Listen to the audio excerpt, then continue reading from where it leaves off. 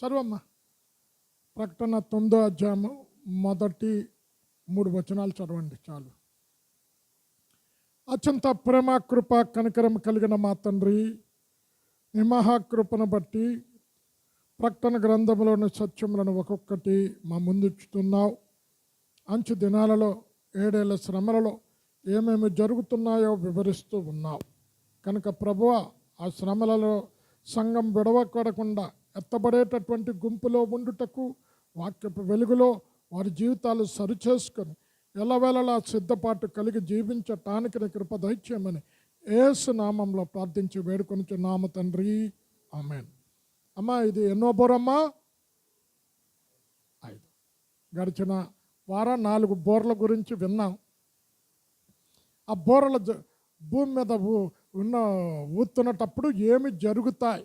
భయంకరమైన సంఘటనలు. ఇప్పుడు ఎందుకంటే ఆల్రెడీ యుద్ధం జరుగుతూ ఉండుట వలన ఇప్పుడు చాలామంది అదే సిచ్యువేషన్లో ఉన్నారు. మీరు వార్తలు చూస్తే చాలా ఉద్యోగాలు పోయాయి. ఎందుకు? వెల్డర్స్ అంటే తెలుసు కదండి, వెల్డింగ్ చేయటానికి. గ్యాస్ ఉంటేనే వెల్డింగ్ చేయగలరు, గ్యాస్ లేదు కనుక ఉద్యోగాలు లేకుండా ఇంటి దగ్గర కూర్చున్నారు. హోటల్స్, చాలా హోటల్స్ మూతపడ్డాయి. ఎందుకు? కమర్షియల్ సిలిండర్స్ దొరకటం లేదు.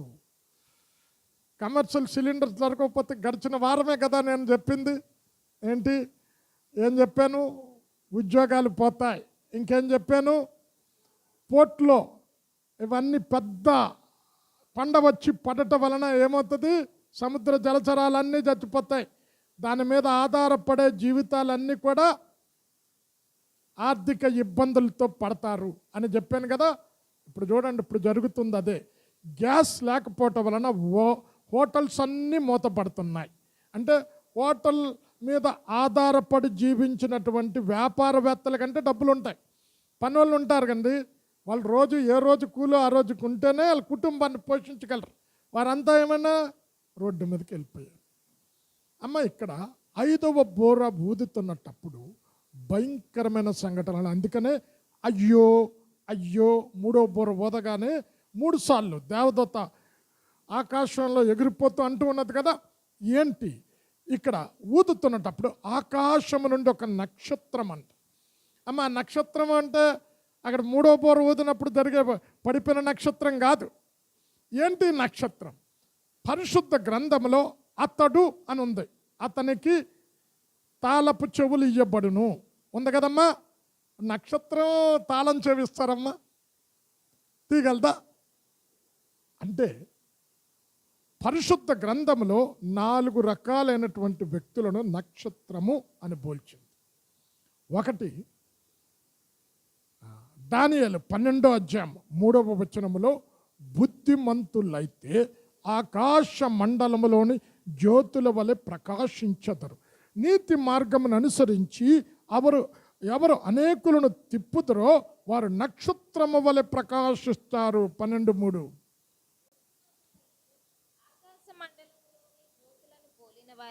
ప్రకాశించెదరు. నీతి మార్గమును అనుసరించి నడుచుకొనున్నట్లు ఎవరు అనేకులను త్రిప్పుదురో వారు నక్షత్రము వలె నిరంతరము ప్రకాశించెదరు. 4 నక్షత్రాలతో పోల్చింది 4 రకాలైనటువంటి వ్యక్తులను. ఎవరు వీరు?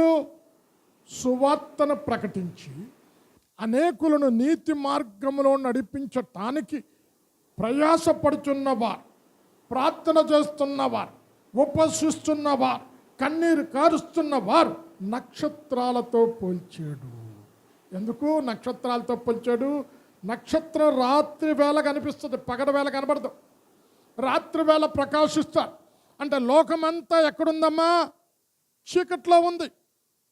పరిశుద్ధ గ్రంథం చెప్తుంది కదా, అందరూ పాపము చేశారు, దేవుడు అనుగ్రహించి మహిమను పొందలేకపోతున్నారు, ఏ భేదములే. రోమా 3:11లో నీతిమంతుడు లేడు, ఒక్కడు లేడు. ఇప్పుడు మనం ఎలా నీతిమంతులుగా తీర్చిదిద్దబడ్డాం? యేసయ్యను అంగీకరించుట ద్వారా. అమ్మ, ఇప్పుడు పాత నిబంధనలో కూడా కొంతమంది నీతిమంతులుగా తీర్చిదిద్దబడ్డారు. ఇప్పుడు ఇక్కడ కూర్చున్న మనం ఒకప్పుడు చీకట్లో నడుస్తున్న ప్రజలమే ఎలాగ నీతిమంతులుగా మార్చబడ్డాం అంటే సువార్త మన దగ్గరికి వచ్చినప్పుడు మన నోటితో యేసయ్య మన పాపాల కొరకు మృతి చెందేడని, మన నీతిమంతునిగా తీర్చిదిద్దబట్టానికి మరణించి తిరిగి లేపబడ్డాడని విశ్వసించుట వలన నీతిమంతులుగా తీర్చిదిద్దబడ్డాం. చదవమ్మ రోమా 5:1. కాబట్టి విశ్వాస మూలముగా మనము నీతిమంతులుగా తీర్చబడి మరింత నిశ్చయముగా చదవమ్మా క్రీస్తు ద్వారా దేవునితో సమాధానము కలిగి ఉందము. ఇప్పుడు పాత నిబంధనలో నీతిమంతులుగా ఎలా తీర్చిదిద్దబడ్డారు? కృప ద్వారా. 2 ఏంటమ్మా? నమ్ముట వలన. ఇప్పుడు నోహ్ నీతిమంతుడండి. ఎలాగా అమ్మ? ఆదికాండం 6:5 చదవమ్మా. అప్పుడు యేసే రక్తం లేదు కదా. నరుల చెడుతనము భూమి మీద గొప్పదనియు. అమ్మ 6:5 మరి 6:3. అప్పుడు యెహోవా నా ఆత్మ నరులతో ఎల్లప్పుడూ 7:1 చదవమ్మా. 7:1. యెహోవా ఈ తరము వారిలో నీవే నా ఎదుట నీతిమంతుడివై ఉండుట చూచితిని. అమ్మ నీతిమంతుడు ఎలాగయ్యాడు ఈయన? అప్పటికి ఇంకా యేసే రక్తం లేదండి. దేవుడు చెప్పిన మాట యందు విశ్వాసం ఉంచుట ద్వారా నీతిమంతుడిగా తీర్చిదిద్దబడ్డాడు. ఏం చెప్పాడు? నేను భూమి మీద నరుల యొక్క పాపం నాకు బహు దుఃఖాన్ని కలిగిస్తుంది, జలప్రళయం ద్వారా భూమిని అంతా నాశనం చేస్తాను అని చెప్తే 120 సంవత్సరాలు ఓడను కట్టాడు. అమ్మ అంతకు మునుపు ఓడ ఎవరైనా కట్టారమ్మా? ఇప్పుడు ఓడ కట్టి సువార్త చేయమన్నాడు. ఇప్పుడు ఓడ కట్టడానికి నాకు డబ్బులు ఎక్కడి నుండి వస్తాయి అని అడిగాడా? ఏం మామూలు వాడ ఆగట్టింది?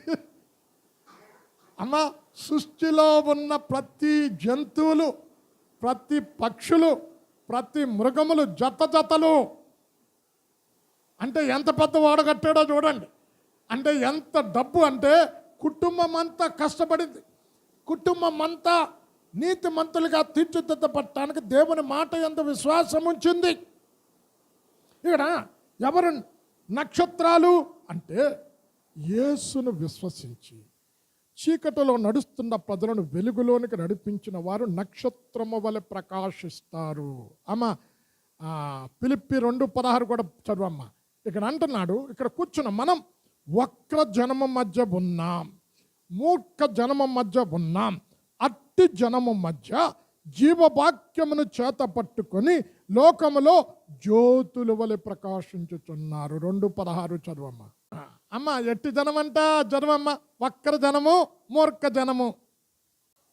అమ్మ ఎట్టి జనం మధ్య అంట? మూర్ఖులైన జనం మధ్య, వక్ర జనము మధ్య. ఇప్పుడు అదే చేస్తున్నాం మనం. ఇప్పుడు సువార్తను ప్రకటిస్తే మూర్ఖులైన ఈ జనం ఏం చేస్తున్నారు? హింసిస్తున్నారు. ఏం చేస్తున్నారు? చంపుతూ ఉన్నారు. అయినా మనం ఏం చేయాలా? సువార్తను పట్టుకొని వెళ్ళాలి. ఎవరైతే మూర్ఖులైన సక్రమైన మార్గంలో నడకుండా వంకర మార్గంలో నడుస్తున్న ప్రజలను సరైన మార్గంలో నడిపించడానికి సువార్తను ప్రకటిస్తారో వారు జ్యోతుల వలె ఉంటారు. అమ్మ ఏంటిది? నక్షత్రం. ప్రభువును నమ్మిన బిడల గురించి చెప్తుంది. 2వది సాతానును కూడా నక్షత్రంతో పోల్చాడు. యెషయా 14:12 ఏ తేజో నక్షత్రమా, వేకువ చుక్క, ఎలాగ నువ్వు కింద పడదోయబడ్డావు, ఆకాశానికి ఎక్కిపోతాను, సభా పర్వతం మీద నేను కూర్చుందాను అన్న నీవు ఎలాగ పడిపోయేవు. 14:12 చాలు అమ్మ. ఇప్పుడు 2వది నక్షత్రాన్ని ఎవరితో పోల్చాడమ్మా? లూసిఫర్. ఎప్పుడు? పాపంలో పడక మునుపు. చాలామంది దెయ్యాన్ని, లూసిఫర్ని గురించి 2 కొమ్ములు, నల్ల దుస్తులు. లూసిఫర్ చాలా అందగత్తండి, అందగత్తి. అది వీణవా సుమ్ము రెక్కలు ఇలాగనేసరికి సకల వాయిద్యాలు వచ్చాయట. మహా అందగత్త. మన ఏంటి? 2 కొమ్ములు, నల్ల దుస్తులు, నల్లగా ఉన్నట్టు. నక్షత్రం. మూడవది, దేవదూతలను కూడా నక్షత్రంతో పోల్చాడు. అమ్మ యోబు 38వ అధ్యాయం 7వ వచనంలో ఉదయ నక్షత్రము అని దేవదూతల గురించి మాట్లాడుతూ అంటున్నాడు. 38:7. చాలు అమ్మ. ఎప్పుడమ్మా ఆనందించారంట? భూమికి పునాది వేసినప్పుడు. ఉదయ నక్షత్రాలంటే దేవదూతలందరూ కూడి సంతోషంతో స్తుతించారట, పాటలు పాడారట, ఆనందించారట. అంటే మూడవది నక్షత్రం ఎవరు? దేవదూతలు. ఒకటి ఎవరమ్మా? ఎవరు? మనమని చెప్పండి. మీరు నక్షత్రాలు కాదా? పక్కింటోడి గురించి ఎందుకండి చెప్పటం? మీ గురించి చెప్పుకోండి. నేనే నక్షత్రం వల్ల ప్రకాశిస్తా. ఎందుకు? యేసు రక్తంలో కడగబడ్డా. నేను నశించిపోతున్న ఆత్మల పట్ల కనీసం అది ఈ బైబిల్ స్టడీకి వచ్చినప్పుడైనా, ఫ్రైడే ప్రార్థనా కూడికి వచ్చినప్పుడైనా ప్రార్థన చేస్తున్నా, సువార్త చెప్తున్నా, వక్ర జనం మధ్య, మూర్ఖులైన జనం మధ్య జ్యోతుల వలె ప్రకాశిస్తున్నా. 4వది, యేసును కూడా నక్షత్రంతో పోల్చాడు. ప్రకటన 22వ అధ్యాయం 16వ వచనములో దావీదు యొక్క బేరు చిగురు సంతానమై ఉండి వేకువ చుక్క అంటున్నాడు. 22:16. అది ప్రకాశమైన ఎవరండి ఈ మాట? యేసు ప్రభుల వారు. అందుకే యేసు ప్రభుల వారు పుట్టినప్పుడు ఆకాశంలో ఏముందమ్మా? నక్షత్రం. అది ఆయన నక్షత్రం. ఆ నక్షత్రాన్ని చూచే కదా జ్ఞానులు వచ్చారు యేసయ్యని ఆరాధించటానికి. కనుక యేసయ్య నక్షత్రం 2 చోట్ల 3 చోట్ల రాయబడింది. అమ్మ సంఖ్యాకాండం 24వ అధ్యాయం 17వ వచనంలో యాకోబులో నుండి నక్షత్రము ఉదయించును, ఇశ్రాయేలీలలో నుంచి ఆయన జన్మించును. 24:17. అమ్మ అక్కడ యాకోబు నుండి నక్షత్రం ఉదయించును. అమ్మ ఈ ప్రవచనం చెప్పింది ఎవరు? ప్రవక్త అయిన బిలాము. ఎప్పుడు? ఓరే బాబు 2000 సంవత్సరాల క్రితం ప్రవచించాడండి. నక్షత్రం యాకోబులో ఉదయిస్తుంది అంటే అనేకులను రక్షణ మార్గంలో నడిపించటానికి యాకోబు సంతానంలో నుంచి నక్షత్రం ఉదయిస్తా. అతడు రాజదండముంటాది ఇశ్రాయేలీలలో. అంటే 1000 ఏళ్ళ పరిపాలన ఆయన భూమి మీద రాజుల రాజుగా, ప్రభువుల ప్రభువుగా, భూపతులకు అధిపతిగా, న్యాయాధిపతిగా ఆయన భూమి మీద రాజ్యం చేస్తాడు. 2000 సంవత్సరాల క్రితం చెప్పాడండి. ఇంకోటి, ఆయన వాక్యాన్ని ప్రకటించేవాడు కూడా. 2 పేతురు 1వ అధ్యాయం 19వ వచనములో ఇక్కడ అంతకంటే మించిన ప్రవచన వాక్యం మనకున్నది అని చెప్తూ ఉదయకాలమున ఉదయించు వేకువ చుక్క వలె. 2 పేతురు 1:19. స్థిరమైన వాక్యం మనకుంది. అంతకంటే స్థిరమైన ప్రవచన వాక్యం 2 పేతురు 1:19. మరియు ఇంతకంటే స్థిరమైన ప్రవచన వాక్యము మనకున్నది. తెల్లవారి వేకువ చుక్క మీ హృదయములలో ఉదయించు వరకు ఆ వాక్యము చీకటి గల చోటున వెలుగిచ్చు దీపమైనట్టున్నది. అమ్మ చీకటి గల చోట అంటే పాపములో జీవిస్తున్న ప్రజలకు ఆయన ఏమన్నాడు? యేసయ్యా నేను లోకానికి వెలుగై ఉన్నాను, నన్ను వెంబడించువా, చీకటిలో నడవక జీవపు వెలుగు కలిగి ఉంటా. అమ్మ ఏమన్నాడు? చీకటిలో నడుస్తున్న ప్రజలు వేకువచ్చు ఉదయకాలపు చుక్క. అమ్మ ఇది పల్లెటూరులోని బ్రదర్ ఉదయకాలపు చుక్క పల్లెటూరులో కదా చూస్తారు. వాళ్ళు ఏమంటారు? ఉదయాన్నే వేకువ చుక్క. ఒకసారి చదవమ్మా అది. మళ్ళీ చదువు. తెల్లవారి వేకువ చుక్క. వేకువ చుక్క పల్లెటూరులో వేకువనే ఉదయిస్తుందట. అది మనకు తెలియదు అనుకోండి, పట్టణాల్లో ఉన్న వారికి.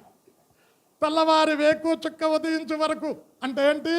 నీ హృదయంలో ఆ నక్షత్రమైన యేసయ్య ఉదయించి నీలో ఉన్న పాపపు చీకటిని పారదోలే. కనుక 5వ బోర ఊదినప్పుడు నక్షత్రం పడిందా అంటే అతడు అన్నాడు. అతనికి తాళపు చెవి ఇయ్యబడిందంట. తాళపు చెవి ఎవరి దగ్గర ఉంటుందండి?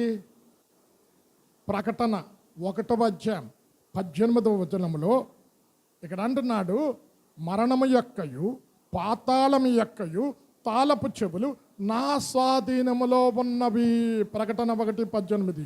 నేను మొదటివాడను కడపటివాడను జీవించువాడను, మృతుడనైతిని గాని ఇదిగో యుగయుగములు సజీవుడనై ఉన్నాను. ఆ, మరియు మరణము యొక్కయు పాతాళ లోకము యొక్కయు తాళపు చెవులు నా స్వాధీనములో ఉన్నవి. ఎందుకున్నాయి ఆయన స్వాధీనంలో అంటే ఆయన పరిశుద్ధుడైన దేవుడు. ఎందుకున్నాయి? ఆయన మరణాన్ని జయించిన దేవుడు, మరణపు ముళ్ళు విరిచిన దేవుడు. ఇక్కడ కూర్చున్న భూమి మీద జీవిస్తున్న ప్రతి మనుష్యుడు కూడా మరణానికి దొరికిపోయే. అయితే యేసు ప్రభుల వారు భూమి మీదకి వచ్చి మరణమన్న ముళ్ళును విడిచి మరణాన్ని జయించి మృత్యుంజయుడిగా లేచాడు కనుక మరణము యొక్క పాతాళం యొక్క తాళపు చెవి ఆయన స్వాధీనములో ఉన్నవి. అయితే ఈరోజు ఆయన స్వాధీనములో ఉండటానికి కారణం ఆయనలో 2 లక్షణాలు ఉన్నాయి. ఏంటి? ప్రకటన 3:7 చదువమ్మ. దావీదు యొక్క తాళపు చెవులు కలిగి ఎవరును వేయకుండా తీయవాడును, ఎవరును వీయకుండా తెయ్యవాడును. ఆయన సత్య స్వరూపి పరిశుద్ధుడైన. చదువమ్మ. దావీదు తాళపు చెవి కలిగి ఎవడును వేయలేకుండా తీయువాడును, ఎవడును తీయలేకుండా వేయువాడునైనా సత్యస్వరూపియగు పరిశుద్ధుడు చెప్పు సంగతులేవనగా. అమ్మ, ఆయనకు ఆ తాళపు చెవి ఉండటానికి కారణం ఏంటి? 2 చెప్పాడు. ఏంటి? సత్యవంతుడు అంటే ఏంటి? అబద్ధమాడని వాడు. సంఖ్యాకాండ 23:19 ఉంటుంది కదా. ఆయన అబద్ధమాడుటకు నరమాత్రుడు కా, మాట తప్పుటకు మనుష్యుడు కా. ఆయన మాట ఇచ్చి నెరవేర్చకుండునా, వాగ్దానం చేసి నెరవేర్చకుండా ఉంటాడా? కనుక ఆయన ఎవరు? మాట తప్పని వాడు. ఆయన అబద్ధమాడే దేవుడు కా, సత్యవంతుడు. రెండోది పరిశుద్ధుడు. ఈ 2 లక్షణాలు ఉన్నాయి కనుక ఆయనకి ఏమున్నాయి? తాళపు చెవి ఆయన స్వాధీనములో ఉన్నది. ఇప్పుడు కొంతమంది అంటారు, ఇప్పుడు ఆ తాళం పట్టుకొని భూమి మీదకి నక్షత్రంగా, ఆ నక్షత్రం ఆకాశము నుండి రాలి. చదువమ్మది. 5వ దూత బూర ఊదినప్పుడు ఆకాశము నుండి భూమి మీద రాలిన ఒక నక్షత్రమును ఇప్పుడు చూచితిని. యేసయ్య నక్షత్రం అయితే రాలిపోయాడని ఉండదండి. అర్థమవుతుందండి? అంత అఘోరంగా ప్రకటన గ్రంథంలో యేసయ్యను గురించి చాలా ఘోరంగా రాశారు. అంటే ఏంటి రాలిపోయిన నక్షత్రం అంటే? దేవదూతను ఒకటి పంపించి 2 రీతిలుగా చెప్తారు. ఒకటి సైతానే పడిపోయిందని. అయితే అది తప్పని నేను అంటా. ఎందుకనంటే సైతానుకు వ్యతిరేకంగా రాజ్యము నిలుస్తుంటే అది నిలబడుతుందా? చదవండి అది. మత్తయి 12:26 అని అంటాడు కదా. తన రాజ్యాన్ని తనే ఎందుకు కూలగొట్టుకుంటాడు? 12:26. సాతానును వెళ్ళగొట్టిన ఎడల తనకు తానే విరోధముగా వేరుపడును. అట్లయితే వాని రాజ్యం ఎలాగూ నిలుచును. అది కొంతమంది ఏమంటారంటే ఆకాశము నుండి పడిపోవట, సాతాను పడిపోవట చూచుతిని. లోకా 10:18 అనుకుంటా. చదువమ్మ. అది చూసి ఆయనే పడ్డాడు, ఆయన పడి తాళపు చెవి ఓపెన్ చేసి అగాధపు తాళపు చెవి ఓపెన్ చేశాడు అని 10:18. ఆయన సాతాను మెరుపు వలె ఆకాశము నుండి పడుట చూచితిని. అమ్మ, ఇప్పుడు మీకు మత్తయి 12:26 ఎందుకు చదివించానమ్మా? సైతానుకు వ్యతిరేకంగా పనిచేస్తుంది చెప్పండి. కొంతమంది అలా చెప్తూ ఉంటారు. కనుక ప్రకటన గ్రంథం ఎవరు పడితే వాళ్ళు చెప్తే వినకూడదు. విన్నారా? రాంగ్కి వెళ్ళిపోతారు. కనుక ఇక్కడ పడిపోయినది అంటే దేవదూత యేసయ్య తాళపు చెవి అన్న స్వాధీనంలో ఉన్నవి. కారణం ఏంటంటే ఆయనే ఒక దినాన్న యోహాను 5:28-29 ఆశ్చర్యపడుకుడి, ఒక దినము వచ్చుచున్నది, సమాధులందరూ ఆయన స్వరము విని మేలు చేసిన వారు జీవ పునరుత్థానమును, కీడు చేసిన వారు తీర్పు పునరుత్థానానికి వెళతారు. ఏంటి? ఆయన మాటలోనే అంత శక్తి ఉందంట. సమాధులలో ఉన్న వారందరూ లేపబడతారట. చదవమ్మ 5:28-29. దీనికి ఆశ్చర్యపడకుడి, ఒక కాలము వచ్చుచున్నది, ఆ కాలమున సమాధులలో నున్న వారందరూ ఆయన శబ్దము విని మేలు చేసిన వారు జీవ పునరుద్ధానమునకును, కీడు చేసిన వారు తీర్పు పునరుద్ధానమునకును బయటికి వచ్చెదరు. అమ్మ, అందుకనే యేసయ్య బేతనియా దగ్గరికి వచ్చినప్పుడు ఏం చేశాడమ్మా? లాజరు అని పేరు పెట్టి పిలిచాడు. లేకపోతే సమాధుల్లో ఉన్న వారు అంతా లేచి వచ్చేవారు. అక్కడ ఏముంది? ఆయన శబ్దము విని అందరూ లేస్తారు. ఎందుకు లేస్తారు? ధవళ సింహాసనం మీద కూర్చున్నప్పుడు. అమ్మ ప్రకటన 20వ అధ్యాయం పట్టుకోమ్మ. ధవళ సింహాసనం మీద కూర్చున్నప్పుడు ఆయన సన్నిధిలో ఏంటంటే భూమి ఆకాశాలు నిలవలేక పారిపోయాయట. అప్పుడు గ్రంథములు విప్పబడ్డాయి. అంటే భూమి పుట్టింది మొదలుకొన్న ప్రతి మనుష్యుడు ఆ ధవళ సింహాసనం మీదట నిలబడితే ఆయన తీర్పు తీరుస్తాడు. 20:11-12. మరియు ధవళమైన మహాసింహాసనమును దాని యందు ఆసీనుడై ఉన్న ఒకనిని చూచితిని. భూమి ఆకాశములు ఆయన సముఖము నుండి పారిపోయెను, వాటికి నిలువ చోటు కనబడకపోయెను. మరియు గొప్పవారేమి కొద్దివారేమి మృతులైన వారందరూ ఆ సింహాసనము ఎదుట నిలువబడి ఉండుట చూచితిని. అప్పుడు గ్రంథములు విప్పబడును. అమ్మా ఈ గ్రంథాల గురించి చెప్పే మీకు అదే సరే పౌలు లేడని ఆదివారం ఎన్ని గ్రంథాలు ఉన్నాయి చెప్పే.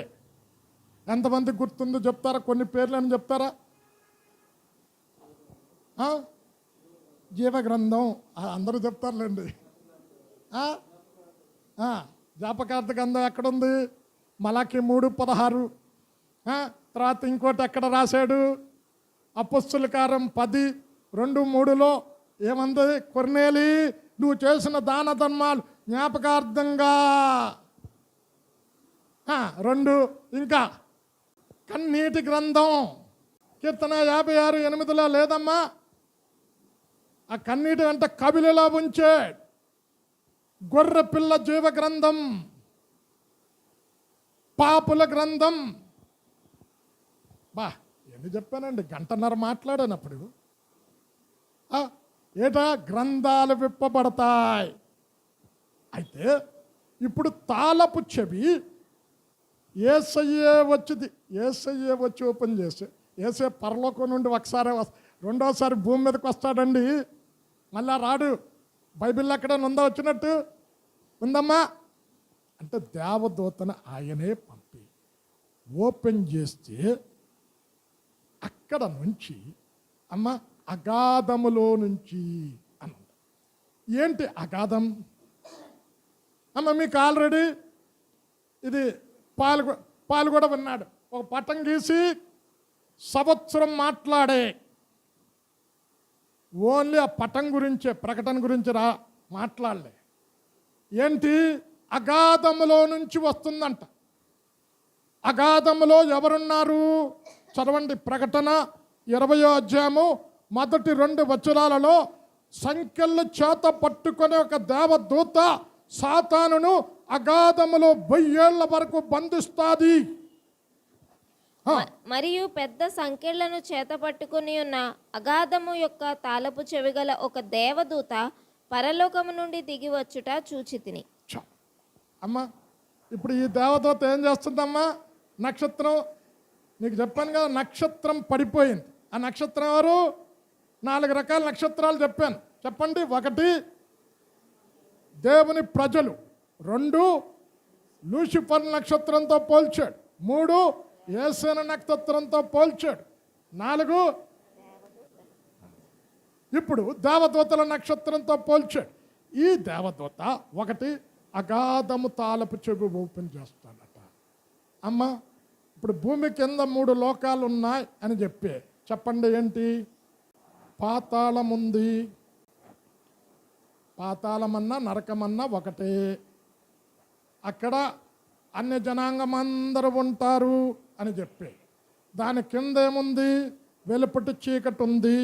అమ్మ ఒకసారి 3 అక్కడ 3 రాయకపోయినా అగాధం అని ఉంటుంది. ఎక్కడ? లూకా సువార్త 16వ అధ్యాయం 26వ వచనములో అక్కడ వారిక్కడ, ఇక్కడ వారక్కడ రాకుండాన్నట్టు అగాధము సృష్టించబడినది. 16:26. అంతేకాక ఇక్కడ నుండి మీ యొద్దకు దాటగోరు వారు దాటిపోజాలకుండునట్లు, అక్కడి వారు మా యొద్దకు దాటిరాజాలకుండునట్లు మాకును మీకును మధ్య మహా అగాధం ఉంచబడి ఉన్నదని చెప్పాను. అగాధం. అమ్మ అగాధం అంటే అర్థం ఏంటో తెలుసా? అడుగుండదంట దానికి. బాటంలెస్ పిట్, అడుగుండదు అంటే మరి అది అంత భయంకరంగా ఉంటుందో తెలియదు మనకి. అంటే వర్ణించడానికి కూడా కష్టమే. ఆ, ఈ అగాధము అక్కడ ఇక్కడ అలాగ మధ్య ఉన్నది అంటే భూమి కింద 3 లోకాలు ఉన్నాయి అని చెప్పేప్పుడు చెప్పండి.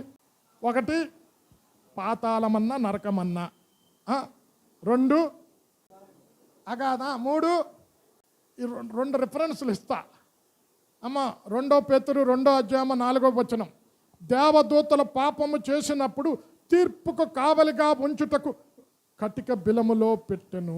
2 పేతురు 2:4. దేవదూతలు పాపము చేసినప్పుడు దేవుడు వారిని విడిచిపెట్టక పాతాళ లోకమందలి కటిక చీకటి గల బిలములలోనికి త్రోసి తీర్పుకు కావలిలో ఉంచబడుటకు వారిని అప్పగించారు. అమ్మా ఉంది కదమ్మా. రెండోది దేవదూతల గురించి చెప్పాడు. యూదా రాసిన పత్రిక 6వ వచనములో ఇక్కడ అంటున్నాడు, తీర్పుకు కావలిగా ఉంచుటకు అని దేవదూతలను భద్రపరిచాడు చీకటిలో. మరియు తమ ప్రధానత్వమును నిలుపుకొనక తమ నివాస స్థలమును విడిచిన దేవదూతలను మహాదినమున జరుగు తీర్పు వరకు కటిక చీకటిలో నిత్య పాసములలో ఆయన బంధించి భద్రపరచు. ఎప్పటి వరకంట? తీర్పు వరకు. అమ్మా ఈ వెలుపటి చీకట్లో ఇంకెవరుంటారని చెప్పానమ్మా? ఎవరుంటారని చెప్పాను? క్రైస్తవులైన వారు ఉంటారు అని చెప్పే. మత్తయి 22:13 ఏముంది? పెళ్లి వస్త్రము లేకుండా ఎలాగ వచ్చితివి, ఇతను తీసుకొని ఎక్కడ పెట్టమన్నాడు? 22:14 ఉంటుంది. వెలుపటి చీకట్లో పెట్టండి. చదవమ్మా. అంతటా రాజు వీని కాళ్ళు చేతులు కట్టి వెలుపటి చీకటిలోనికి త్రోసివేయుడి. ఎందుకంట? చదవమ్మా మీద వచనం. స్నేహితుడా, పెండ్లి వస్త్రము లేక ఇక్కడికి ఎలాగూ వచ్చితివి అని అడుగగా వాడు మౌని అయి ఉండెను. అమ్మ పెళ్లి వస్త్రం గురించి చెప్పే ఆదివారం 8 రకాల వస్త్రాలు చెప్పే గుర్తుందండి. ఇదే వర్తమానం చూసుకొని ఏంటి? రక్షణ వస్త్రం, నీతి వస్త్రం, బలము అన్న వస్త్రం యెషయా 52:2 ఉంటుంది. తర్వాత స్తుతి వస్త్రం, తర్వాత బలము యెషయా 52:2 ఉంటుంది. యెషయా 61:3 ఉంటుంది. యెషయా 61:10. రక్షణ అను వస్త్రం, నీతి అను మైమరుపు. తర్వాత ఏం చెప్పాను? బంగారు బుట్ట జర్రీ వస్త్రం, విచిత్ర కుట్టు పని వస్త్రం, పరిశుద్ధ వస్త్రం అని చెప్పి ఏం చెప్పాను? ఇప్పుడు పోలీసుడు ఉంటాడు. పోలీసుడికి సపరేట్ దుస్తులు ఉన్నాయా లేవా? పైలట్ ఉన్నాడు, పైలట్కి సపరేట్ దుస్తులు ఉన్నాయా లేవా? మిలిటరీ వాడు ఉన్నాడు, మిలిటరీ వాడికి దుస్తులు ఉన్నాయా లేవా? ఇప్పుడు పెళ్ళికెళ్తే పెళ్లి కూతురు వస్త్రాలు సపరేట్గా ఉంటాయి. అందరిలో గుర్తుపడి అమ్మాది ఆమె అండి పెళ్లి కుమార్తె అని. అంటే ఇప్పుడు చూడండి జడ్జిమెంట్. అప్పుడు ఒక 2 నెలలకు మాట్లాడానండి దీని గురించి. వస్త్రం. ఇంకెవరమ్మా? క్రైస్తవులు. ఇంకెవరు? తలాంతుల కథ చెప్తూ ఏమన్నాడు?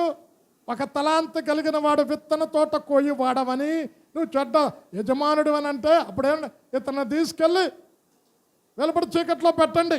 అమ్మ చదువమ్మ. అది కూడా మత్తయి 25. పనికి మాలిన ఆ దాసుని వెలుపటి చీకటిలోనికి త్రోసివేయుడి. అక్కడ తలాంతులంటే ఎవరికి ఇచ్చాడు తలాంతు? మనకు కదండి ఇచ్చింది. బోధించే తలాంతున్నా, పాటలు పాడే తలాంతున్నా, ఇంకేంటి వాయిద్యాలు వాయించే తలాంతున్న పాతి పెడితే దేవుని కొరకు వినియోగించకుండా ఏమన్నాడు? అమ్ముకున్నవాడికి కూడా. అమ్మా అగాధం, పాతాళం. అగాధంలో ఎవరుంటారు అన్నది కూడా చెప్పి ఇవన్నీ మళ్ళీ రిపీట్ చేయను నేను. ఇక్కడ అగాధము యొక్క తాళపు చెవి దేవదూతను ఇచ్చి పంపితే పడిపోయిన ఒక నక్షత్రం అది ఓపెన్ చేసింది. ఓపెన్ చేయగానే ఏమొచ్చిందమ్మా? మిడతలు, పొగ, ఇంకేంటి? ఆ పొగ చేత వాయుమండలము, సూర్యుడు చీకటి కమ్మేడు. మొన్న యుద్ధంలో ఇరాక్లో ఇజ్రాయేలు అమెరికా వేసిన బాంబులకి కట్టిక చీకటి అలుముకుందంట.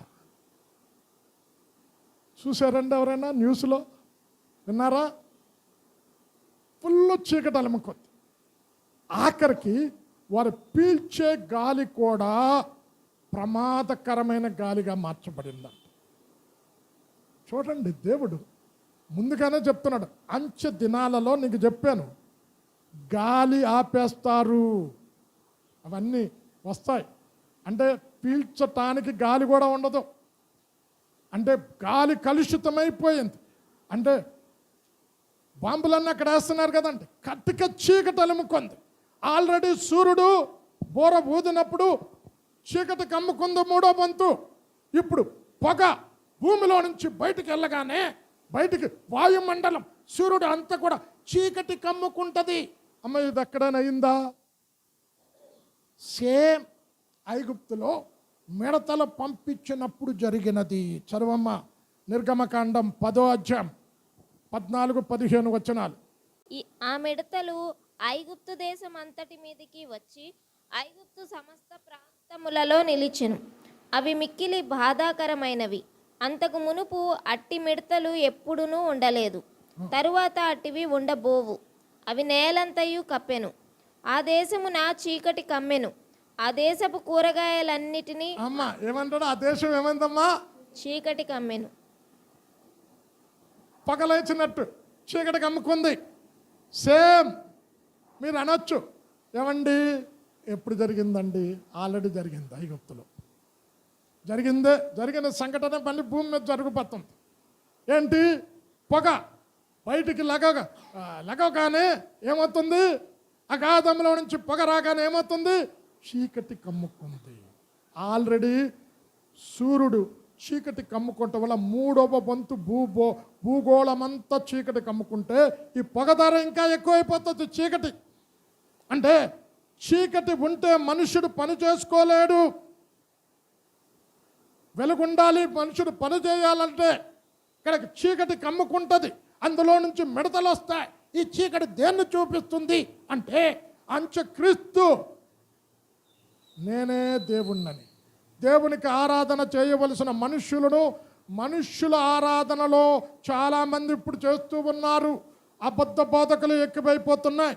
అంటే అధర్మం, అపవిత్రత చీకటితో సమానం. ఇప్పుడు ధర్మము లేదు, నడుస్తున్నదంతా అధర్మమే. ఇప్పుడు ఎందుకండి? ఉద్యోగస్తులు ఉన్నారు, కష్టపడి పని చేస్తున్నారు. ఇప్పుడు రిటైర్ అయిన తర్వాత వాళ్ళకేంటి? వాళ్ళకి రావాల్సిన ఎమాల్మెంట్స్ వాళ్ళకి రావాలి, హక్కు అది. నేను విన్నా,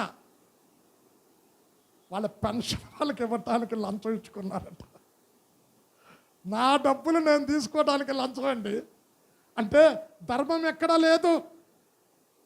ప్రభుత్వంలో ధర్మంలే, రాజకీయ నాయకులలో ధర్మంలే, పవిత్రతలే, అపవిత్రత పెరిగిపోతూ ఉన్నది. అంచె దినాలలో ఏం జరుగుతుంది? అబద్ధ బోధకులు వస్తారు, నీతి న్యాయాలు ఉండవంట. అంటే అసత్యాన్ని నమ్మేవారు, అబద్ధాన్ని నమ్మేవారు ఎక్కువైపోతా కనుక ఆ పొగదార చీకటి కమ్ముకుంటుంది. చీకటి అబద్ధ బోధకులకు, అసత్య బోధకులకు సాదృశ్యంగా ఉన్నది. చదవమ్మ, 2వ తెస్సలోనిక 2వ అధ్యాయం 9, 10, 11 వచనాలు. నశించుచున్న వారు తాము రక్షింపబడుటకై సత్య విషయమైన ప్రేమను అవలంబింపకపోయిరి గనుక వాని రాక అబద్ధ విషయమైన చూడండి, సత్యవాక్యం ఇక్కడ బోధిస్తున్నాం, రాకడ కొరకు సిద్ధపరుస్తున్నాం, సంఘము సిద్ధపాటుకు ఎలాగ ఉండాలి అన్నది చెప్తూ ఉన్నాం. కొంతమంది ఏం చేశారు చెప్పండి? ఇక్కడ ఉన్న వాళ్ళు వెళ్ళిపోయారు. కొంతమంది ఎందుకు? సత్యవాక్యానికి చోటు ఇవ్వక.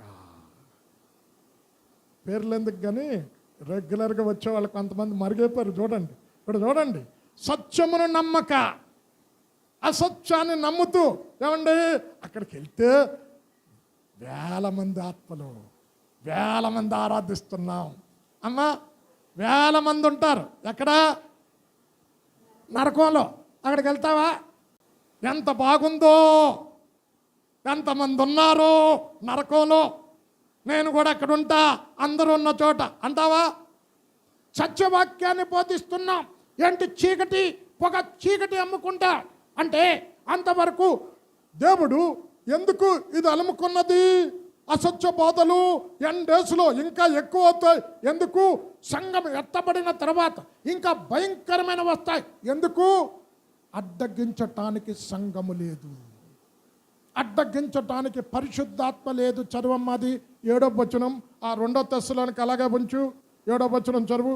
ధర్మ విరోధ సంబంధమైన మర్మము ఇప్పటికే క్రియ చేయుచున్నది గాని ఇదివరకు అడ్డగించుచున్నవాడు మధ్య నుండి తీసివేయబడు వరకే అడ్డగించును. అది ఎవరు అడ్డగిస్తున్నారు చెప్పండి? ఇది సంఘం. ఇంకెవరు అడ్డగిస్తున్నారు? ఆత్మ. ఈ 2 ఉన్నాయా? సంఘం ఎత్తబడిన తర్వాత 2 ఉండవు. ఆత్మ ఉండదు, సంఘం ఉండదు. అమ్మ అది అలాగే ఉంచి అధ్యాయము ప్రకటన 22 అధ్యాయంకి వెళ్ళిపో అమ్మ. ఇక్కడ 17వ వచనం అనుకుంటా. ఆత్మయు పెళ్లి కుమార్తెయు రమ్ము అని చెప్పగా వింటిని. 17 17 ఆత్మయు పెండ్లి కుమార్తెయు రమ్ము అని చెప్పుచున్నారు. అమ్మా పెళ్లి కుమార్తెతో పాటు ఎవరు ఎత్తబడుతున్నారమ్మా? ఇంకా పాపాన్ని ఒప్పించేది ఎవరు? అసత్య బోధనను అడ్డగించేది ఎవరు? అసత్య బోధలు ఎక్కువైపోతాయి అంటే అధర్మం ఎక్కువైపోతుంది, అపవిత్రత ఎక్కువైపోతుంది, నీతి న్యాయములు ఉండనే ఉండవు. కనుక పొగ వాయుమండలం అంతా కమ్ముకుంటా. చదువమ్మాది కంటిన్యూ చేయి. 2 తెస్సలోనికై 2వ అధ్యాయము 9 నుంచి కంటిన్యూ చేయి 11 వరకు. నశించుచున్న వారు తాము రక్షింపబడుటకై సత్య విషయమైన ప్రేమను అవలంబింపకపోయిరు గనుక వాని రాక అబద్ధ విషయమైన సమస్త బలముతోనూ నానా విధములైన సూచక క్రియలతోనూ మహత్కార్యములతోనూ దుర్నీతిని పుట్టించు సమస్త మోసముతోనూ నశించుచున్న వారిలో సాతాను కనుపరచు బలమును అనుసరించి ఉండును. అమ్మ ఏమన్నా నశించుచున్న వారు సాతాను సూచక్రియలు. దయ్యం కూడా చేస్తుందండి కొన్ని సూచక్రియలు. దాని మీదే లగ్నం నుంచి వెళ్ళిపోతారట. అయితే చెప్తారు అమ్మ. ఇందుచేత సత్యమును నమ్మక దుర్నీతి యందు అభిలాష గల వారందరూ శిక్షావిధి పొందుటకై అబద్ధమును నమ్మునట్లు మోసము చేయు శక్తిని దేవుడు వారికి పంపుచున్నాడు. సత్యం నమ్మపోతే మోసపరచు ఆత్మ వస్తుంది నీ మీదకి. ఏంటి ఇంకేంటంట? కడవరి దినాలలో పెళ్ళి కూడా తప్పని చెప్తారట. అమ్మ 1 తిమోతి 4వ అధ్యాయం పట్టుకో అమ్మ. ఈ ఫుడ్ మీరు తినకూడదు, ఈ ఆహారం భుజించకూడదు. అమ్మ దేవుడు ఏం చెప్పాడు చెప్పండి? ఆహారం విషయంలో దేవుడు ఏం చెప్పాడు? ప్రార్థన చేసుకుంటే ప్రార్థన ద్వారా వాక్యము ద్వారా పరిశుద్ధపరచబడినది. అయితే కొంతమంది అబద్ధ బోధకులు వస్తారు. ఈ ఆహారం తింటే నువ్వు ఎత్తబడవు, ఈ మాంసం తింటే నువ్వు ఎత్తబడవు, పెళ్లి నిషేధిస్తున్నా అని ఇవన్నీ అసత్య బోధలు చెప్తారు. చదవమ్మ 4వ అధ్యాయం మొదటి 3 వచనాలు. అయితే 5 వచనాలు చదివి. అయితే కడవరి దినములలో కొందరు అబద్ధికుల వేషధారణ వలన మోసపరచు ఆత్మలయందును దయ్యముల బోధయందును లక్ష్యముంచి విశ్వాస భ్రష్టులగుదురని ఆత్మ తేటగా చెప్పుచున్నాడు. ఆ అబద్ధికులు వాతవేయబడిన మనస్సాక్షి గలవారే వివాహము నిషేధించుచు. ఒక్క నిమిషం. ఏం నిషేధిస్తారంట? వివాహ వ్యవస్థను ప్రారంభించింది ఎవరు? దయ్య బోధలు అంటున్నాడు. ఇవి చాలామంది ఇలాగ ఉన్నారండి డేస్లో. ఇప్పుడు చూడండి, ఇప్పుడు కూర్చొని ఎవరో అన్నారట, ఎవరో బాబు ఒకసారి రక్షించబడితే చాలు, దేశ దగ్గరకు వచ్చి పాపాలు ఒప్పుకుంటే ఎన్ని మళ్ళీ ఇంకా ఘోరంగా ఏంటంటే తెలుసా? శరీరం అపవిత్రమైన పర్లేదు కానీ ఆత్మ పరిశుద్ధంగా ఉంటే చాలట. అంటే ఎలాంటి బోధలు వచ్చాయో చూడండి. ఏంటంటే దెయ్య బోధలు ఇవి. ఇక్కడ వివాహాన్ని నిషేధిస్తారట. కంటిన్యూ చేయమ్మా. సత్య విషయమై అనుభవ జ్ఞానము గల విశ్వాసులు కృతజ్ఞతాస్తుతులు చెల్లించి పుచ్చుకొను నిమిత్తము దేవుడు సృజించిన ఆహార వస్తువులను కొన్నిటిని తినుట మానవలెనని చెప్పుచుందురు. చూడండి, డేస్లో కొన్నింటి ఆల్రెడీ స్టార్ట్ అయింది. ఇది తినకూడదు, ఇది తింటే పరలోకంకి వెళ్ళరు. చదవమ్మా. దేవుడు సృజించిన ప్రతి వస్తువును మంచిది, కృతజ్ఞతాస్తుతులు చెల్లించి పుచ్చుకొనిన ఎడల ఏదియూ నిషేధింపతగినది కాదు. ఏలయనగా అమ్మా, ఇది మీరు నోట్ చేసుకోండి. ఏలయనగా అది దేవుని వాక్యము వలనను ప్రార్థన వలనను పవిత్రపరచబడుచున్నది. అది ఎవరైనా వచ్చేవండి తినకూడదు అంటే అప్పుడు వాక్యం ఏం చెప్పాలా? ప్రార్థన చేసుకొని భోజనం చేస్తున్నాం కదా, ప్రార్థన ద్వారా ఏమవుతుంది? పరిశుద్ధపరచబడుతుంది. అసత్యపోదు అంటే పొగలిగిస్తుంది, అందులో నుంచి మిడతలు వస్తాయట. ఏంటా మిడతలు? భూమి మీద ఉన్న మిడతలు కాదండోయ్.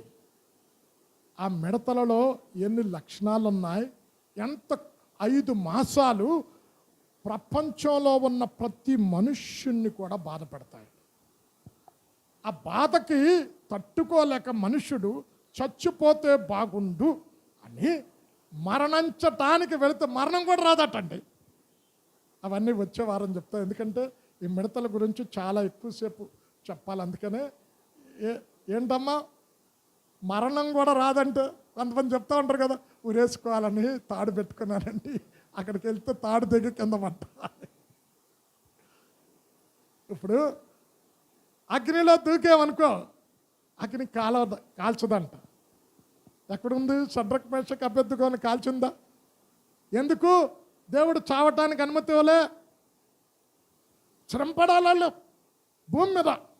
అందుకే యేసు అన్నాడు, మనుష్యుడు భూమి మీద పుట్టింది మొదలుకొని ఏ మనుష్యుడు ఎప్పుడు చూడలేని శ్రమలు చూస్తారు. దేవుడు ఎంత ప్రేమ కలిగినాడో చూడండి. ఆ శ్రమల్లో మనం ఉండకూడదని, విడవబడకూడదని ముందుగానే ఎంత భయంకరమైన శ్రమలు ఉంటాయి అని చూపిస్తూ వాక్యం చెబుతూ ఉన్నాడు. ఈ యుద్ధం ఇంకా కంటిన్యూ అయ్యిందనుకో ఏమవుతుందో తెలుసండి? బళ్ళన్నీ కూడా ఇంట్లో పెట్టుకోవాలి, కాలినడకన ప్రయాణం చేయాలి. సైకిల్ లేవు మన దగ్గర, కాలినడకన అంటే బస్సులు ఉన్నాయి కదా, బస్సులు కూడా డీజిల్ బస్సులే. క్రూడ్ ఆయిల్ లేకపోతే యంత్రాలు పనిచేయవండి, రేట్లు పెరిగిపోతాయి. ఇప్పుడు ఇరాన్ దగ్గరలో నుంచి ఆ సముద్రం మధ్యలో నుంచి వచ్చేవన్నీ అడ్డగిస్తున్నాడు. కొన్ని వస్తువులు మనకు సముద్రం ద్వారా వస్తాయి రవాణా, అంటే ఆహార కొరత కూడా ఏర్పడుతుంది. ప్రొవిజన్స్ బ్లాక్లో అమ్ముతారు. అంటే ఆల్రెడీ ఇక్కడ మనం జీవిస్తున్న దినాలలోనే ఇవన్నీ జరుగుతున్నాయి. ఇప్పుడు చూడండి, ఎంతోమంది హోటల్స్లో పనిచేసే వారికి ఉద్యోగాలు లేక దాదాపు 40% హోటల్స్ మూతపడ్డాయి. తెలుసా మీకు? వెల్డింగ్, గ్యాస్ వెల్డింగ్ లేక ఏది తమిళనాడులో ఆ వెల్డర్ షాప్స్ అన్నీ మూతపడ్డాయి. మరి వారికి జీవనం ఏంటండి? గవర్నమెంట్ లెక్క 4 రోజులకు ఒకసారి జీతం. ఇంకా జరిగిన సంఘటన చెప్తాను. నా ఆత్మీయ కూతురు ఉంది కదా ఖత్తర్లో, 15 రోజుల తర్వాత జీతం ఫస్ట్ టైం వచ్చిందంట. మార్చి 15కి ఇచ్చారు, 1వ తారీఖు ఇవ్వాల్సిన జీతం. బాంబ్స్ ఎక్కడ వేస్తున్నాడంట తెలుసండి? దుబాయ్లో బ్యాంకులు ఫైనాన్స్ సెంటర్ అక్కడ బాంబులు వేస్తున్నాడట.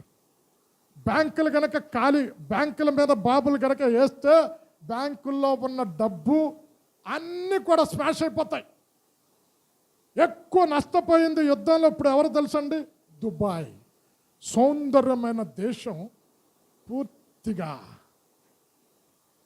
ఇప్పుడు మా మీద బాంబులు ఎందుకు వేస్తున్నావు అని ఇరాన్ అడుగుతూ ఉంటే, దుబాయ్, కువైట్, ఖత్తర్ వీళ్ళు అడుగుతూ ఉంటే, మీరు అమెరికా నుంచి సపోర్ట్ను విరమించుకుంటే మీ మీద బాంబులు వేయం వాళ్ళు అంటున్నారంట. ఏమని? మేము మీతో కూడా స్నేహంగా ఉంటాం, అమెరికాతో కూడా స్నేహంగా ఉంటాం. అయితే అమెరికాతో స్నేహంగా ఉంటున్న వారిని మేము విడిచిపెట్టాం, వారి మీద కూడా బాంబులు వేస్తాం. అండర్ గ్రౌండ్లో తినటానికి తిండి లేక ఒక ఫాస్టరు సిఎన్ న్యూస్లో ఏడుస్తూ చెప్పాడు. పీల్చటానికి సరైన గాలి లేదు, ఇక్కడ కలుషితమైపోయింది. విజిరబుల్స్ అన్ని భయంకరంగా రేట్స్ పెరిగిపోయాయి. ఇరాన్లో జరుగుతున్న సంఘటన అది మన దగ్గరికి రాకమునిపే సంఘం మెలకువగా ఉండి ప్రార్థన చేయాలి.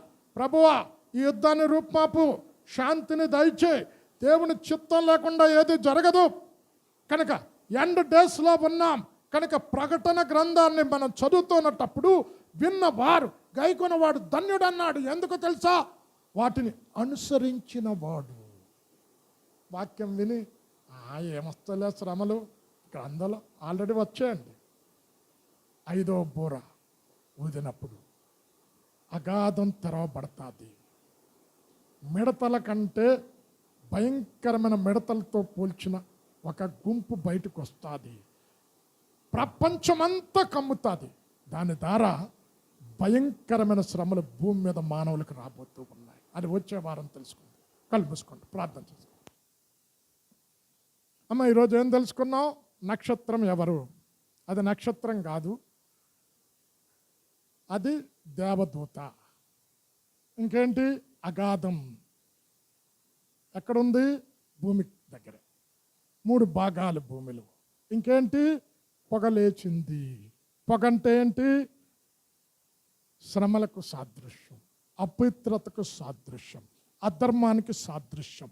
నీతి న్యాయాలు భూమి మీద ప్రపంచం మీద ఉండవు. వాయుమండలం అంతా చీకటి కమ్ముకుంది. వీటి నుండి విడుదల పొందటానికి యేసయ్య రక్తములో కడగబడిన బిడ్డ ఆయన వాక్యానుసారంగా జీవిస్తూ రాకడ కొరకు సిద్ధపడితే వీటినన్నిటి నుండి తప్పించుకొని క్షేమకరమైన స్థలంలో మనం ఉంటాం. ప్రార్థన చేసుకుందాం.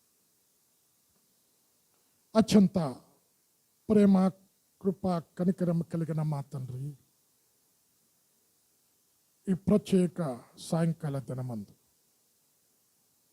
5వ దూత బోర ఊగినప్పుడు అగాధము తెరవబడుతుందని, అగాధము తెరవబడితే మహాభయంకరమైనటువంటి శ్రమ మనుష్యుల మీదకి రాబోతూ ఉన్నదని, అగాధములో నుండి వచ్చే మిడతలు భూమి మీద ఉన్నటువంటి మిడతల వంటివి కావువి. అవి క్రూరంగా తేలు కుట్టిన దానికంటే భయంకరమైనటువంటి పెయిన్ ఉంటుందని, వచ్చే వారం వాటి నుండి తప్పించబడటానికి మేము ఎలాగ జీవించాలో తెలుసుకొని అలాగ జీవించుటకు నీ కృప దయచేయండి. విన్న వాక్యం దుష్టుడు ఎత్తుకొని పోకుండా నీరు కట్టి ఫలింపజేయండి. నీ ప్రియబిడ్డలు తిరిగి వారి గృహాలకు వెళ్తుంటుండగా క్షేమంగా తీసుకొని వెళ్ళండి. వచ్చే వారం మరి ఇదే రీతిగా కూడుకొని నీ సన్నిధిలో ఆనందించు పర్యంతం నీ కృపా సన్నిధి ప్రసన్నత మాతో ఉంచి నడిపించమని యేసు నామంలో ప్రార్థించి వేడుకొనుచున్నాము తండ్రి.